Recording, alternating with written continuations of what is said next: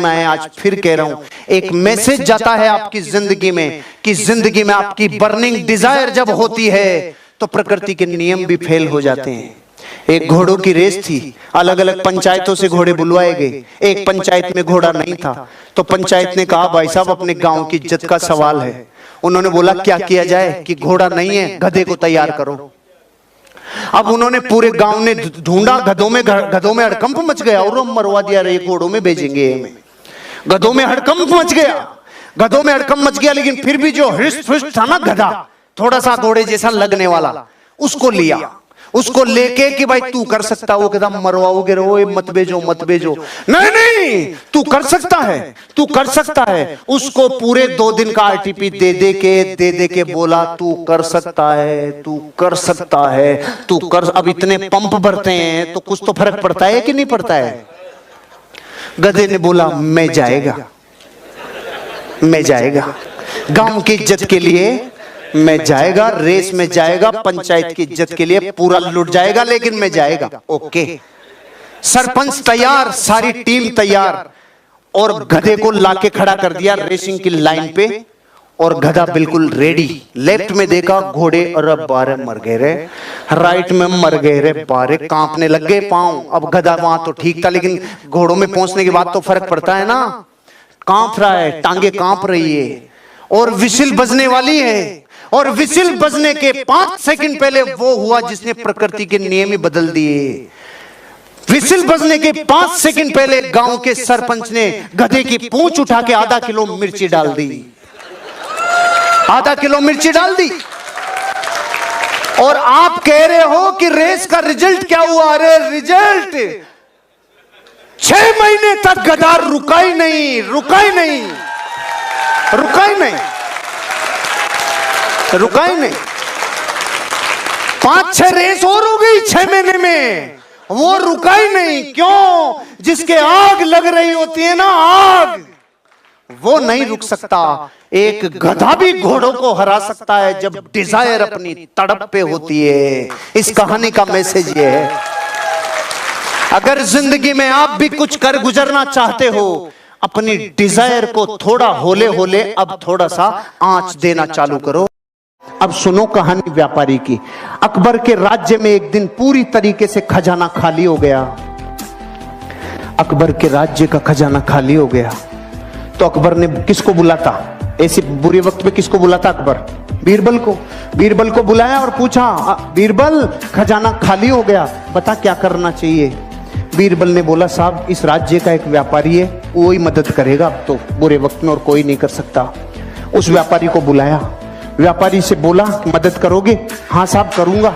खजाना खोल दिया व्यापारी ने अपना। पूछा तेरे पास इतना रुपया कहां से आया रे, इतना सामान कहां से आया रे? कि कुछ नहीं साहब, मैं टैक्स को चोरी करना जानता हूं, कैसे कैसे चोरी होता है टैक्स। मैंने आप ही के जितने टैक्स थे ना, उन्हीं में से सब बचा बचू के इतना सामान इकट्ठा कर लिया। अकबर का दिमाग खराब हो गया, टैक्स चोरी करता है। सामान तो ले लिया, इसको अपने हस्तबल में नौकरी कराओ। घोड़ों का हस्तबल है ना, वहां इसको घोड़ों की लीद उठवाओ। देखो प्रकृति, उसने सब दे दिया और इतना सच्चा बोल गया, और परिणाम क्या मिला? अस्तबल। किसी को कंप्लेन नहीं, किसी से कुछ नहीं बोला, उसने संभावनाएं खोजना चालू की। अब क्या संभावना है? क्योंकि व्यापारी असली डीएनए होता है ना, व्यापारी वो संभावना खोजता है। अब उसका क्या काम था? घोड़ों की लीद उठाने का काम। 6 महीने बाद अकबर का खजाना फिर खाली। खजाना खाली, किसको बुलाता? बीरबल को। बीरबल को बोला भाई अब क्या करें, खजाना फिर खाली हो गया। बीरबल ने बोला उसी को बुलाना पड़ेगा। अरे कि उसके पास अब क्या सामान बचा है, वो तो अपने घोड़ों की लीद उठाता है। कि नहीं, वो व्यापारी है, उसको बुलाओ, मदद वो ही करेगा और कोई कर ही नहीं सकता। उसको वापस बुलाया, भाई खजाना खाली हो गया, कोई मदद कर सकता है? हाँ साहब लो, पहले से ज्यादा लो। अकबर ने बोला अब की बार कहां से लाया रे तू? कुछ नहीं साहब, आपके जितने भी घुड़सवार थे, जितने भी सेनापति थे, सब भ्रष्टाचारी थे। सारे भ्रष्टाचारियों को बोला तुम्हारी पोल खोल दूंगा, मुझे सही मुद्राएं, सोने की मुद्राएं देते जाओ, नहीं तुम्हारा गेम ओवर। वहीं से कमा लाया मैं तो भाई साहब। अकबर का गुस्सा चरम सीमा पे। इसको समुद्र के किनारे छोड़ के आओ जहां पे जहाज गिनेगा। इसका सारे दिन एक ही काम है, जहाज गिनेगा, कितने आए कितने गए। ठीक है भाई साहब, वो वहां गया। 6 महीने बाद अकबर का खजाना फिर खाली। अकबर ने बोला बीरबल अब क्या करें, उसी को बुलाना पड़ेगा। अरे उसके पास तो निचोड़ लिया, अब क्या बचा है। कुछ भी हो जाए, बुरे वक्त पे देश को चलाने के लिए व्यापारी की जरूरत है।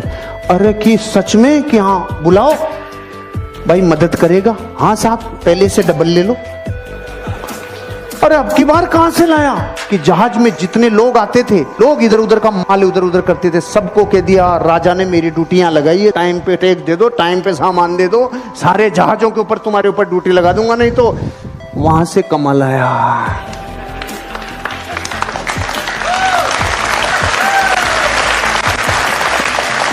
अगर मूर्ख होता और डीएनए व्यापारी का नहीं होता तो रोता रे। घोड़ों की लीद में से सामान निकाल लाया, जहाजों को गिनने में से सामान निकाल लाया। इसे कहते हैं धरती का असली व्यापारी, जो इंसान अपनी जिंदगी में संभावनाओं को गोबर में से भी निकाल लाए। और वो हैं करम फूटे धरती के, जिनके पीढ़ियों से कई सामान आ गए लेकिन उसने बत्ती लगा के रख दी। अपनी जिंदगी में खुद की गिरेबान में झांको, बाहर की दुनिया में जब जब झांकोगे नुकसान होगा। एक सेठ जी थे, सेठ जी हीरो के व्यापारी, दिल्ली से बंबई जाते थे, कारोबार था, 2 रात का सफर हुआ करता था। तो सेठ जी दिल्ली से जब बैठे ट्रेन में, तो एक ठग ने देख लिया, हीरो की पोटली थी सेठ जी के पास। तो ठग ने देखा आज काम लगेगा, अपन जबरदस्त तरीके से हीरो को ठग लेंगे। वो भी रवाना हो गए और दोनों वहां से रवाना हो गए दिल्ली से। दोपहर की ट्रेन थी, आराम से। शाम का जैसे वक्त आया, चोर 7-8 बजे सो गया, क्योंकि रात को जागना था, चोर को तो जागना था, कार्यक्रम लगाना था कि भाई चोरी करेंगे। रात को लगभग 10 बजे के आसपास सेठ जी का सोने का जब समय हुआ, सेठ जी ने पोटली उठाई और सामने वाले चोर की जेब में डाल दी और सेठ जी मत सो गए। वो रात को उठाए 1 बजे और सेठ जी का सारा सामान चेक कर लिया, पोटली नहीं मिली। सुबह 4 बज गए, पोटली 4 बजे तक भी जब नहीं मिली तो सो गया। सो गया, क्या करता बेचारा, रात का थका हुआ था, सो गया। सेठ जी सुबह 5 बजे उठे, अपनी पोटली निकाली और वापस रख ली, मस्त रेस्ट पे चले गए। एक रात गुजर गई, सेम घटना दोबारा, एक रात और आनी थी। चोर वापस वही 7-8 बजे सो गया, सेठ जी वापस वही रात के 10 बजे पोटली निकाली, सामने वाले की सेफ अलमारी में डाल दी, सो गए। वो 1 बजे उठा, सब तरफ से चेक कर लिया, सुबह 5 बज गए, कोई पोटली नहीं मिली, थक के सो गया। सेठ जी ने सुबह 5 बजे वापस अपनी पोटली निकाली, अपनी जेब में डाली और 8 बजे मुंबई सेंट्रल पे दोनों की मीटिंग शुरू हुई। अब चोर ने बोला, बापू मैं चोरी छोड़ दूंगा, मेरा बाप भी छोड़ देगा, मेरा खानदान चोरी छोड़ देगा, मेरा मोहल्ला, मेरी पूरा नगर चोरी छोड़ देगा। तू सिर्फ ये बता दे दादा, तूने छिपाई किधर थी, तूने छिपाई किधर थी।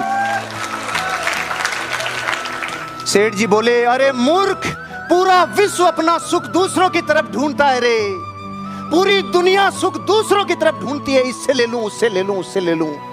अरे तूने एक बार अपनी गिरेबान में झांक के देख लिया होता तो तू चोर नहीं था, तू मालिक था रे, मालिक, मालिक था तू।